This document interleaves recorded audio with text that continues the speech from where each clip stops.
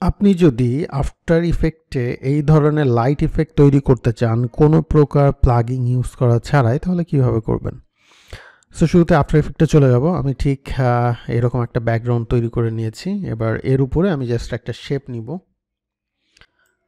একটা circle shape নিব এইভাবে প্রথমত।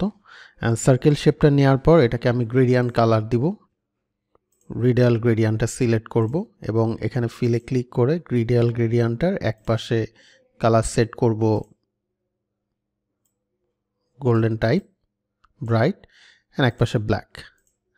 অ্যান্ড এটাকে আমরা একটু এডিট করে দেবো। সো আমরা শেপের মধ্যে যাব, এই শেপের ইলিপসের মধ্যে গেলে আমরা গ্রেডিয়ানের অপশনটা পাবো। আর আমরা সরাসরি যেতে চাইলে এখান থেকে গ্রেডিয়ান লিখেও সার্চ দিলেও সবগুলো গ্রেডিয়ান যেখানে যেখানে আছে এটা কিন্তু এখানে দেখা যাবে। সো আমি গ্রেডিয়ান টুলে যাওয়ার পর এখান থেকে আমি জাস্ট গ্রেডিয়ান টুলটা এটা সিলেক্ট করলে এখানে আমার সিলেকশন টুল সিলেক্ট করলে গ্রেডিয়ানের যে এডিট পয়েন্টটা এটা দেখা যাবে। দেন আমি এখান থেকে এটাকে ড্র্যাগ করে আমার যতটুকু দরকার করে নিলাম। আচ্ছা, নেওয়ার পর এই শেপটারই আমরা 4টা ডুপ্লিকেট করব। Control D, control D, control D.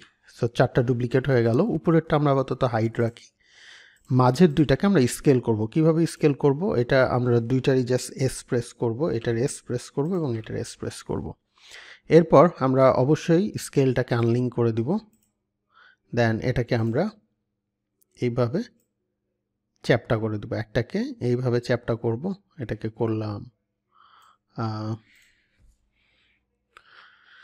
50 and এটার হচ্ছে আমরা এক্স পজিশন, এটাকে আমরা ভার্টিক্যালি এভাবে করব, মানে হরাইজন্টালি এটা কমিয়ে দিব। এটাকে করব হচ্ছে 50।